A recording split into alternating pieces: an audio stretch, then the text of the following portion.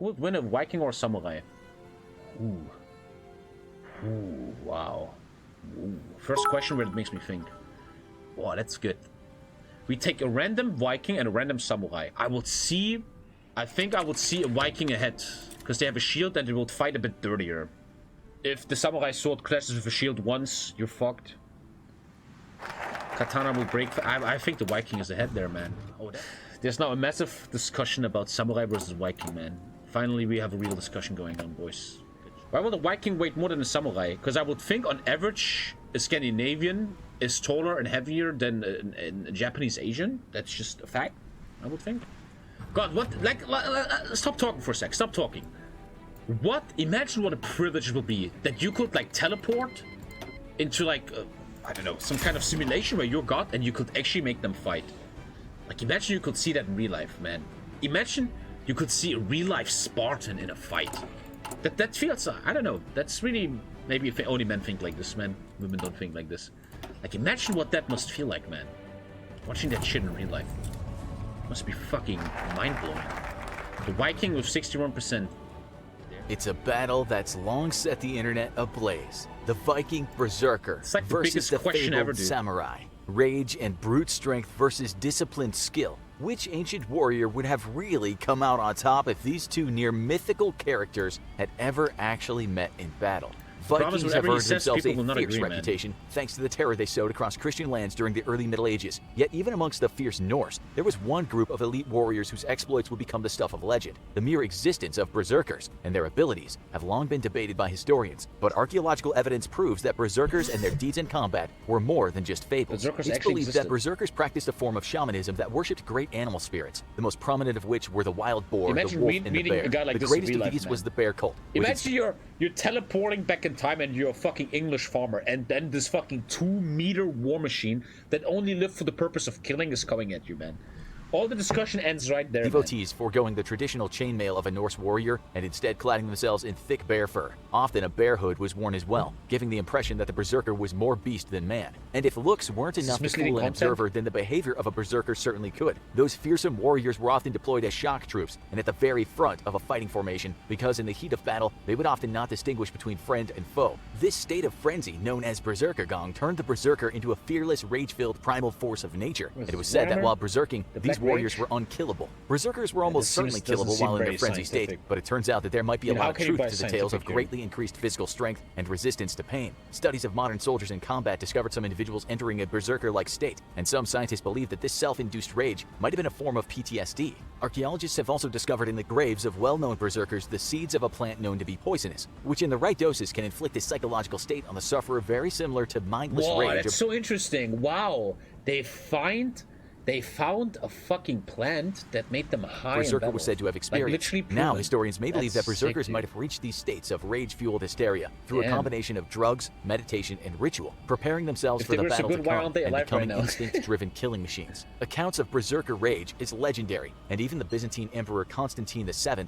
makes mention of Norse warriors entering these frenzied rage states and achieving feats of strength no ordinary man could match. Scandinavian kings have left us plenty of records of their use of berserkers as shock troops, and there is documented evidence of a single Norse warrior believed to be a raging berserker, holding up an entire English army during the Battle of Stamford Bridge, slaying countless soldiers until finally killed. A common attribute of berserkers that's repeated enough times to give historians reason to suspect it was based on truth rather than mere legend is the berserker's near immunity to bladed weapons and fire. One account tells of a berserker who entered a frenzied state and devoured fiery coals, rushed through fires, and then at last turned on his own men. The swords of the warriors he faced were said to have little effect, and it wasn't until a crushing blow landed by a hammer that the berserker was at last slain.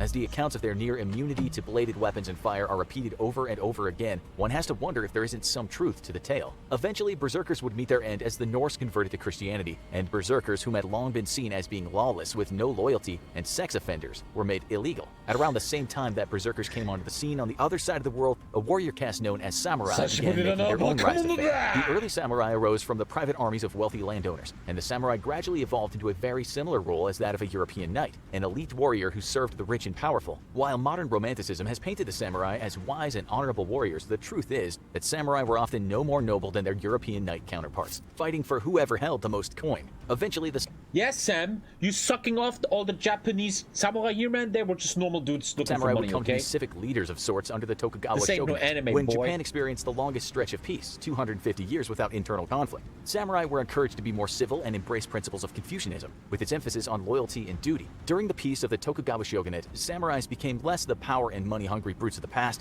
and something closer to our modern idea of what a samurai was, with a focus on discipline and the development of the Bushido Code, which called for frugality. That's my point. I'm gonna trigger so many people with this, especially Sam. It seems to me that a samurai is, compared to a Viking, more of a state of mind. Meditation, following the code. While a Viking is always out there fighting all day long, a samurai is a lot about which is why I give the Viking the edge. Kindness, honesty, and care for one's family. As Japan opened its borders to the modern world, the samurai class at last came to an end. Used to being paid by the government for their services as warriors, as Japan moved toward creating a modern national army and abolished feudalism, the samurai were reduced to receiving a government stipend of greatly reduced value. This prompted several samurai rebellions, all of which were quickly put down. No matter what Tom Cruise's Last Samurai wants you to believe, the truth is that the samurai rebellions were in the end about their own best financial interests, and not about keeping some noble and largely fictional lifestyle alive. Despite their checkered past, those samurai were known to be skilled warriors. Just like their European knight counterparts, samurai were often the most skilled of available warriors, and made a name for themselves in battle, so that they could be hired by local lords. This makes me want to play Shogun 2, man. We should totally have a Shogun 2 campaign. You want to make a sub goal right now? I'm switching to sub goal. No one is subbing anyway. Fuck it. We're switching it. Shogun 2 campaign as the date. Okay, there we go, man. I gotta sell out. Thank you, Lineage. Thank you very much, man. God damn it. It's play Shogun campaign, dude. and hard manship. Samurai's training focused on the speed. There you go, you fuckers, huh? There you go. I will play the Date, though. The guys in the northeast, man. I played them always. The one with the steel. Thank you, Stefano and Kraftik, for the 10, man. Thank you very much, man. When the European came to Japan, the samurai were basically done, not even real warriors anymore. Thank you, Finnis. Fear, the bow, the katana, and hand-to-hand combat. And their strict warrior code focused on never showing fear in the face of an enemy. Oh god. Thank you. Oh god. Thank you, Tiger of Sweden. Thank you, Amaka. Thank you for the 5 Kleber. And that's how you make subs on Twitch, boys. I would actually not even mind. I would love to play a Shogun campaign, man. I would totally play the blue guys in the north. I would always play them, dude. I really enjoyed them. That viewer who asked the Viking vs. Samurai question created so much content. Hey, today's stream is a really good stream, man. That's how a stream should be. Date. There's little doubt that amongst the ranks of ancient warriors, the samurai were a fearsome foe for any opponent. Thanks for the subs, so how do our two combatants, a berserker and a samurai, really match up against each other? And who would have won in combat? First, let's start by comparing the two warriors physically. That's my point. I think on average, the Viking will be much taller and heavier. Armor measurements from the 16th century show that samurai armor was typically sized for men around 5'3" to 5'5", or about 1.6 meters, while Europeans of the same time period ranged in height between 6 feet and 6'5" inches, or about 1.9 meters. This already gives both the height and weight advantage to the berserker, and with a significantly greater height than a samurai, a berserker would have also had significantly greater weapon reach, a critical advantage in hand-to-hand melee combat. When I was a kid, like you fuckers, and I was really into medieval combat, I always read in my books. I have like a lot of medieval books here about battles and stuff. This book I had for many years as a kid. The 100 greatest battles of the human race. And I always thought, I always forget though, that we could go through these battles and watch YouTube videos about them. I would read that shit so much as a kid. Like right here, we have the Battle of Kadesh, 1285 before Christ. And here in the middle, we have fucking the Battle of Hastings, dude, you know? And I always thought about maybe going through that shit on stream. But yeah, let's stay on the Vikings right now. Japanese samurai trained extensively in the art of combat, and in later ages split their training between religious rituals and martial arts. The title and practice of a berserker was often handed down along family lines, with entire clans of berserkers fighting together. Caught up in their rage, however, even training could be lethal for a berserker, while samurai conducted far safer and more civilized training sessions. Also, another argument I have against the samurai is that Asian martial arts has been, for thousands of years, very, very fake. If you look at Wing Chun and Kung Fu, mostly talking about Chinese here right now, it was a very, very fake. This is Chinese now, though, not Japanese. Very, very fake. And once they would fight Western fighting styles, or maybe Thai or Jiu-Jitsu, they would just get destroyed completely, man. There is this culture of fake martial arts in Asia. A berserker and samurai of similar repute would have both been hardened combat veterans, Japanese stuff, men whose entire lives were dedicated to warfare. In the category of training, we're not declaring a winner, but a tie. Berserkers used many of the most widely available weapons in Europe at the time, making use of swords, axes, lances, and spears. Due to an abundance of iron in Europe, berserkers enjoyed the benefit of extremely well-made and durable weapons. However, their battle rages encouraged them to get up close and personal with an enemy, eschewing weapons such as slings and bows. A battle-mad berserker might have rushed an enemy and opened an attack with a thrown lance, then closed the distance to deliver brutal blows utilizing a heavy axe. For defense, a berserker made use of the large and heavy kite shield, a triangular shield that offered great protection. No one said that, Sam, you fucking muppet. I didn't say that. I didn't say that. Thank you, Lineage. Thank you. People really want to see some total. Though it took a very strong man to wield effectively. While often being depicted as fighting naked, a berserker was all. Let's even be nicer. Come on, let's be nicer. Let's. I actually want to play that, man. 1 sec. My right eye is a bit hurt today. It's like weird. My eyes are really fucked. So, I'm putting it down to 4.8. I'm putting it down to 4.8. There you go. Often in fact clad in thick animal skins, or forewent the use of traditional Viking chainmail. Despite being most famously known for the katana, a samurai sword was in fact his last-ditch weapon. Instead, samurai preferred to fight with bow and arrow and spears. For greatly skilled with either, the Yumi Great Bow was one of the greatest bows ever crafted, and offered far greater penetration power than those European longbows at greater ranges. A samurai's katana, despite the many myths and legends surrounding the weapons, was actually a far inferior weapon to most. Yeah, that's the point. That's the point. A lot of you kids need to understand. Katanas weren't that good. They will break fast, not a lot of range, compared to the... I read a book about this as a kid. The long two-handers they made in the Middle Ages will shit so much on the meta of fighting, dude. Most European swords. Due to the scarcity of iron in Japan, katanas were not just expensive and thus rare, but created to be much shorter than the average European longsword. At 25 inches, katanas suffered from a serious lack of reach, and unlike European weapons which were double-edged, katanas only had a single cutting edge. Their short length and curved construction also made them very poorly designed for stabbing, and a samurai would only resort to his katana if all other weapons had failed him. For defense, the samurai wore what is without a doubt some of the most fashionable armor ever created. To protect the chest, a do made up of either iron or leather plate was worn. Kusazuri hanging on iron or leather plates protected the lower body and upper legs. Sode, large rectangular plates, protected the soldiers. Kote, or armored sleeves, protected the hands and often extended all the way up to the shoulder. The kabuto, made of iron or leather plates, protected the head, with mengu or leather facial armor helping to keep the top-heavy kabuto firmly attached on the samurai's head. Lastly, haidate and tsuneate protected the thighs and shins. In all, the samurai was extremely well protected from attack. In terms of weapons and defense, these two warriors come equipped with vastly different capabilities. While both men used the spear, it would have been the primary weapon for a samurai who would fall back onto his katana only as a last resort. However, long before coming into spear range, a berserker would have to face off against the powerful Yumi bow, a daunting proposition indeed.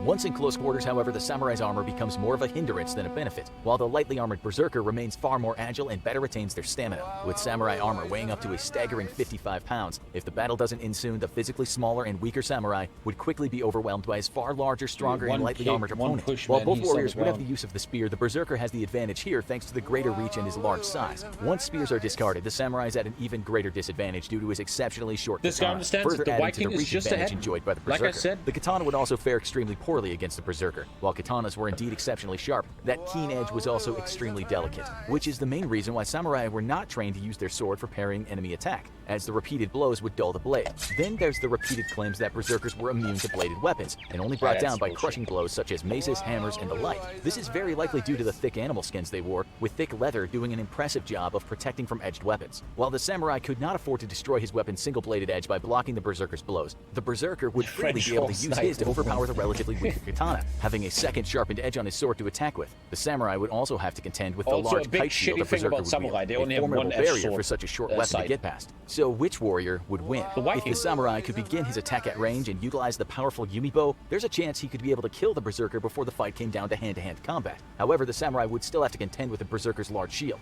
Not an easy feat, even for a skilled marksman. Once in hand-to-hand combat, however, all the advantages are on the berserker's side. The physical ability to resist pain only adds to the advantages that the berserker already enjoys, with his greater physical reach, greater maneuverability over his heavily armed opponent, large shield that a samurai must get past, and better design and greater quality hand-to-hand weapons. In this case, brute strength overcomes skill easily, though the berserker still remains critically vulnerable at range due to his own lack of a ranged weapon. A samurai's best bet would be to simply flee and use his bow as often as possible. Now check out US soldier versus Chinese soldier, or this other video instead.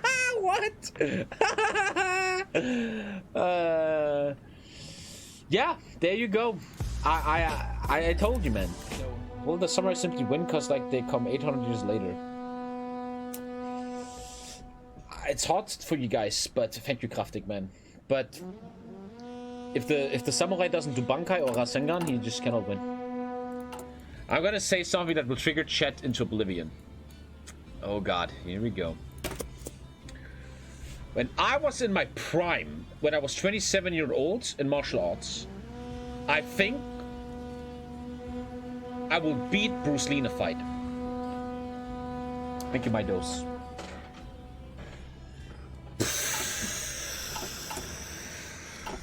Yeah, you get it out, get it out, get it out. Get it out, boys. Okay, I can clash with them now. Get it out, boys, get it out.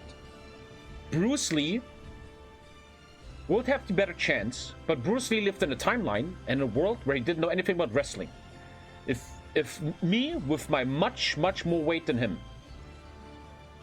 would have gotten through his first 2 strikes and grabbed a 1-leg or double-leg takedown, I would have beaten Bruce Lee in a fight.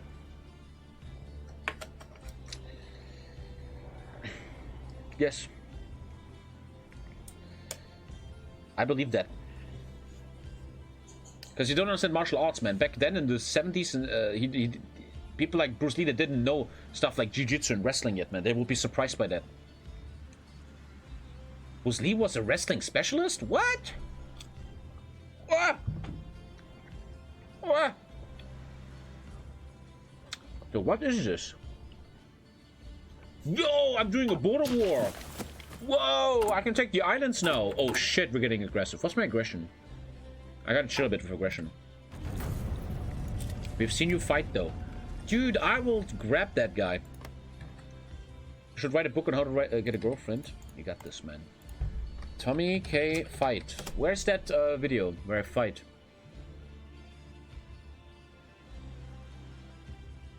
Does anyone have that video where I show me? Yeah, here. I'm gonna fucking lose some. You guys have to always think about weight classes though. Bruce Lee was a little guy, man. I always want to just urge you people to understand what weight classes mean, man. Weight classes are so important, dude. Dude, where's the fight, man? The fuck's this shit video? It's just me talking. Fuck this video. Oh, there's no clip, really. I realized, dude, I'm gonna... Dude, I'm always at the sub count. I mean, I at this point, man, if I took it, I would be a 90 kilogram fucking unit, man. I will just break through. Look at that, you know, Jackie Chan, sorry. Bruce Lee, that was probably even his name, I'm not even kidding. Could try his shit, which wouldn't do much damage because I'm so... And then you get the leg. Bop! And then he's fucking gone. It's all about... And that is a fucking 85 kilogram Chinese guy. Bruce Lee will be 60, man. I will fucking throw that guy to... I'm not even trying to... Same shirt. It is the same shirt. That is literally the red tank top. I swear to God. That is the red tank top I'm wearing. Brother, congratulations. You watched the video till the end. How about you check this video out too? You're already here. Check it out.